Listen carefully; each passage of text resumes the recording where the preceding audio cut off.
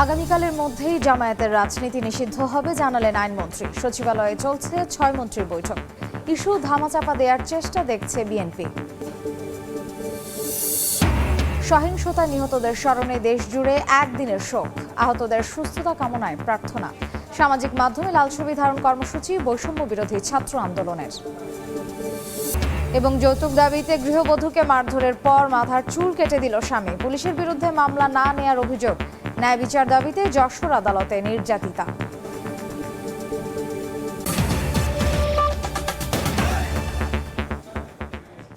বাংলার সময় সঙ্গে আছি আমি মার্জিয়া শ্রেয়া।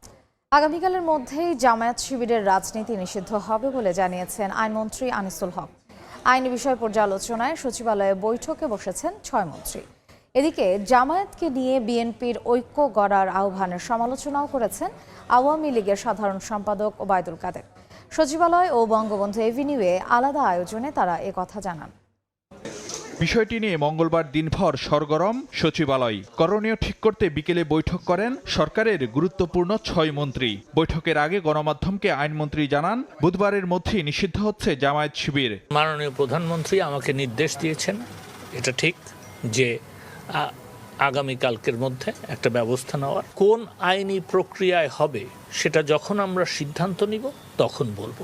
এই দলটাকে যদি আপনার নিষিদ্ধ করা হয় তাহলে আইন শৃঙ্খলা এবং দেশের রাজনীতিরও অনেক উন্নতি হবে। কোনো দলকে যখন নিষিদ্ধ করা হয় তখন সেটা নির্বাহী আদেশই হয়, সেটা কোনো বিচার বিভাগীয় আদেশে হয় না। এদিকে সকালে রাজধানীর বঙ্গবন্ধু এভিনিউতে দলের যৌথ সভায় বক্তব্য রাখেন আওয়ামী লীগ সাধারণ সম্পাদক ওবায়দুল কাদের। বলেন, যাতে কোনো আইনি ফাঁকফোকরের সুযোগ না পায় জামায়াত শিবির, তা নিশ্চিত করতে চায় সরকার। বাস্তবায়নের প্রক্রিয়া কি হবে আমরা আইনগত দিকটি ভালোভাবে দেখে নিতে চাই, যাতে কোনো ফাঁকফোকর দিয়ে স্বাধীন বাংলাদেশে এই অপশক্তি আর কোনো সুযোগ না পায়। জামাত ধর্মের মুখোশ পরা সাম্প্রদায়িক অপশক্তি নানান সময় তাদের দ্বারা নাশকতা, ষড়যন্ত্র, রাষ্ট্রবিরোধী কর্মকাণ্ডে সম্পৃক্ততার প্রমাণ পাওয়া গেছে। এ সময় জামায়াতকে নিয়ে জাতীয় ঐক্য গড়ার ডাক দেয় মির্জা ফখরুলের সমালোচনাও করেন ওবায়দুল কাদের। তাদের সাথে আপনি জাতীয় ঐক্য করছেন, স্বাধীনতায় যারা বিশ্বাস করে না। যৌথ সভার শুরুতে সাম্প্রতিক কোটা আন্দোলনে নিহতদের স্মরণে ১ মিনিট নীরবতা পালন ও দোয়া মোনাজাত করা হয়।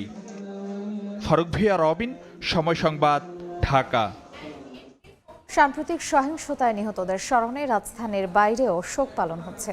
নিহতদের আত্মার মাগফিরাত কামনা করা হয়েছে বিশেষ প্রার্থনা। দেশ ও জাতির শান্তি কামনা সবার। শিক্ষার্থীদের আন্দোলন ঘিরে সহিংসতায় হতাহতের ক্ষত।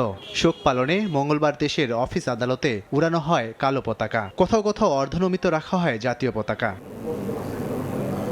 খুলনা, বরিশাল, রাজশাহী সহ দেশের সব সরকারি কার্যালয়ের কর্মকর্তা কর্মচারীরা কালো ব্যাজ ধারণ করেন। শোককে শক্তি করে দেশকে এগিয়ে নেয়ার প্রত্যয় তাদের। সম্প্রতি ঘটে যাওয়া হতাহতের ঘটনায় যারা নিহত হয়েছেন তাদের আত্মার শান্তি কামনা করি। নির্দেশনার আলোকে আমরা কালো ব্যাজ ধারণ করেছি। শোক সইবার শক্তি আমাদের কারো নাই। খুব দ্রুত আশা করছি যে এটা একটা সমাধান আসবে এবং বাংলাদেশে শান্তি ফিরে আসবে। যারা নিহত হয়েছেন তাদের পাশে আছি। রাষ্ট্র ব্যবস্থাকে ধ্বংস করে কোনো কিছু অর্জন করা সম্ভব না।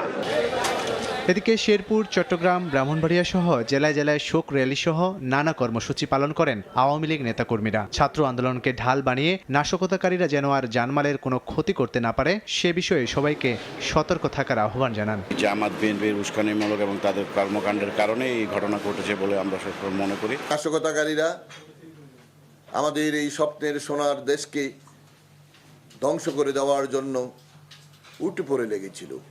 চাই যে এদেশ থেকে সাম্প্রদায়িক জোর একেবারে নির্মূল করে দিয়ে উগ্র রাজনীতি, জঙ্গি রাজনীতি, এই রাজনীতির নিষিদ্ধ করা হয়। সম্পদের ক্ষতি হয়েছে, আর যাতে সম্পদের ক্ষতি কেউ করতে না পারে সেই বিষয়ে আমরা রুখে দাঁড়ানোর জন্য সমবেত হয়েছি। এছাড়া নিহতদের আত্মার মাগফিরাত কামনা করে হয়েছে বিশেষ প্রার্থনা। দেশ ও জাতির কল্যাণে শান্তি কামনা সবার। লাবিব হাসান, সময় সংবাদ। ডিবি হেফাজতে থাকা বৈষম্য বিরোধী ছাত্র আন্দোলনের 6 সমন্বয়ককে ছেড়ে দেয়া সহিংসতায় নিহতের ঘটনার বিচার সহ নানা দাবিতে আজও সরব শিক্ষার্থীদের একাংশ। মাথায় ও মুখে লাল কাপড় বেঁধে কর্মসূচি পালন করেন তারা। সংহতি জানিয়ে একই ধরনের কর্মসূচি পালন করেন নিপীড়ন বিরোধী শিক্ষকরাও।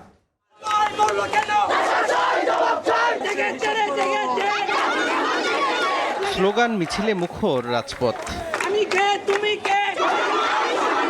ডিবি হেফাজতে থাকা বৈষম্য বিরোধী ছাত্র আন্দোলনের 6 সমন্বয়ককে ছেড়ে দেয়া, সংঘাত সহিংসতায় নিহতদের বিচার সহ নানা দাবিতে সরব শিক্ষার্থীদের একাংশ। পূর্ব ঘোষিত কর্মসূচির অংশ হিসেবে মঙ্গলবার মাথায় ও মুখে লাল কাপড় বেঁধে মিছিল করেন তারা। তাদের সঙ্গে একাত্মতা জানান নিপীড়ন বিরোধী শিক্ষকরাও। কিশোরগঞ্জে রেল স্টেশন থেকে মঙ্গলবার দুপুরে একটি বিক্ষোভ মিছিল বের করেন আন্দোলনকারীরা। গুরুত্বপূর্ণ সড়ক প্রদক্ষিণ শেষে শহরের পুরান থানা এলাকায় ইসলামিয়া মার্কেটের সামনে গিয়ে শেষ হয়। পরে সেখানে সংক্ষিপ্ত সমাবেশ করেন তারা। এদিকে খুলনা নগরীর শিববাড়ি মোড় এলাকায় মাথায় লাল কাপড় বেঁধে সড়ক অবরোধ করেন কয়েকটি শিক্ষা প্রতিষ্ঠানের শিক্ষার্থীরা।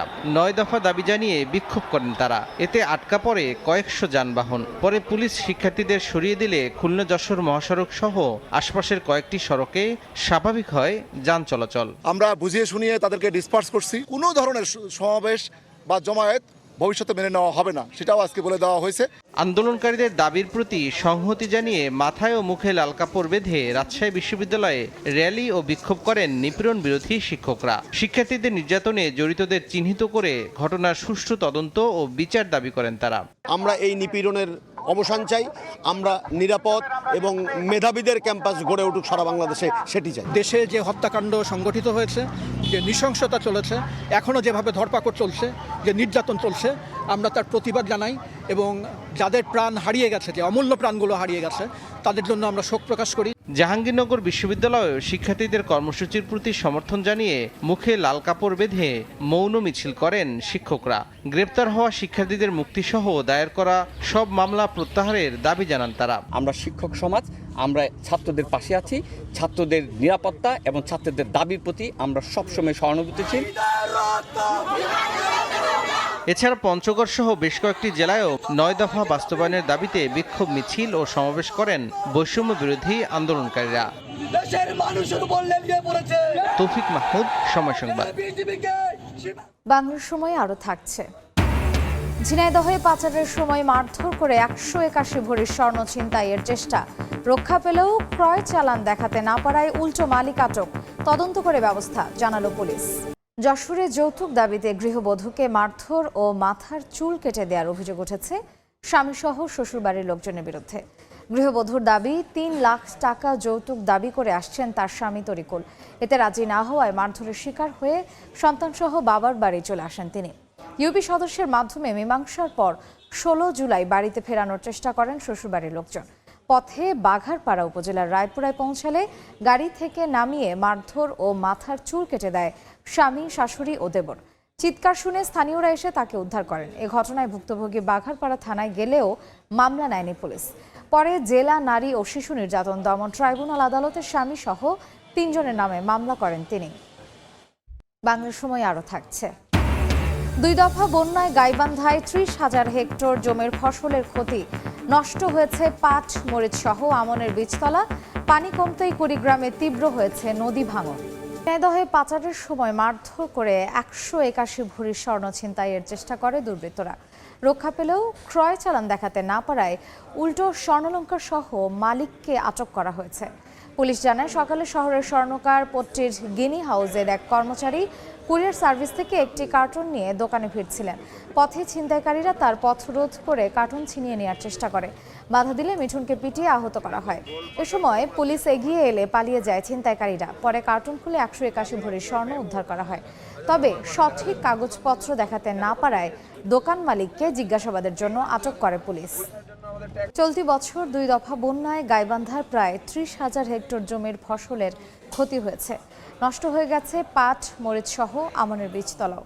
চলতি বছর 2 দফা বন্যা কবলে পড়ে জেলার 4 উপজেলায় প্লাবিত হয় প্রায় 39,000 হেক্টর ফসলি জমি। বন্যা 15 দিনের বেশি স্থায়ী হওয়ায় নষ্ট হয়ে গেছে 30,000 হেক্টর জমির ফসল। পানি নেমে যাওয়ার পর নতুন করে অনেকেই চাষাবাদ শুরু করেছেন, তবে ক্ষতি পুষিয়ে নিতে সরকারি সহায়তার দাবি কৃষকের সহায়তার জন্য প্রয়োজনীয় ব্যবস্থা নেওয়ার আশ্বাস কৃষি বিভাগের। এক সপ্তাহ পর ইন্টারনেট সেবা চালু হওয়ায় বেনাপোল বন্দরের সঙ্গে ভারতের আমদানি রফতানি বাণিজ্য আবারও স্বাভাবিক হয়েছে। সোমবার থেকে আটকে পড়া পণ্যবাহী ট্রাক স্বাভাবিক নিয়মে ঢুকতে শুরু করে বন্দরে। এতে চাঙা হয়েছে বন্দরের ব্যবসা বাণিজ্য, কর্মচঞ্চল হয়েছেন শ্রমিকরাও। ইন্টারনেট সেবা বিঘ্নিত হওয়ায় বন্দরের উভয় পাশে প্রায় ৩,০০০ ট্রাক পণ্য নিয়ে আটকা পড়েছিল। জামায়াত শিবিরের রাজনীতি নিষিদ্ধের বিষয়ে সচিবালয়ে ৬ মন্ত্রী বৈঠকের পর ব্রিফিং চলছে, সরাসরি যাচ্ছি সেখানে। প্রচার হচ্ছে, সব জায়গায় অপপ্রচার হচ্ছে, সোশ্যাল মিডিয়াতে বিভিন্ন জায়গায় যে সমস্ত অপপ্রচার হচ্ছে সেই অপপ্রচারগুলো বন্ধ করার জন্য এগুলোকে যাতে সঠিক নিউজটা যেন সারা বাংলাদেশ তো বটেই সারা বিশ্বে যেন প্রচারিত হয় তার জন্য তিনি ব্যবস্থা নেবেন। সে আমাদের পররাষ্ট্রমন্ত্রী এখানে ছিলেন না, তার মানে আমাদের সিনিয়র সচিব এখানে ছিলেন, তিনিও বিভিন্ন রাষ্ট্রে কিভাবে আমাদের সঠিক নিউজটা যাতে যায়, এই আন্দোলন কারা করেছেন, কারা এই আন্দোলনকারীদের ব্যবহার করেছেন সেটা তো মানে এখানে দীর্ঘ আলোচনা হয়েছে। আপনারা সবাই লক্ষ্য করেছেন যে ছাত্রদের আন্দোলন যারা শুরু করেন তখন একটা আমাদের সবাই ধারণা করেছি যে ছাত্রদের আন্দোলন একটা অহিংস আন্দোলন, তারা আন্দোলন করবে তাদের দাবির জন্য এবং আমরা তাদের দাবির প্রতি সবসময় সহানুভূতি আমাদের ছিল। আমরা 2018-তে এই দাবি উঠেছিল, তখনই আমরা স্পষ্ট করে বলে দিয়েছিলাম যে আমরা ওই যে কোটাটা সেই কোটাটা আমরা। স্বরাষ্ট্রমন্ত্রী আসাদুজ্জামান খান কামালের ব্রিফিং সরাসরি দেখতে ভিজিট করুন সময় টিভির ফেসবুক পেজে। এই ছিল বাংলা সময়ের আয়োজন। এরপর সন্ধ্যার সময় আপনাদের সঙ্গে থাকবেন জান্নাতুল সাদিয়া। ধন্যবাদ শ্রেয়া। সন্ধ্যার সময় নিয়ে ফিরছি কিছুক্ষণ পর, সঙ্গেই থাকুন সময়।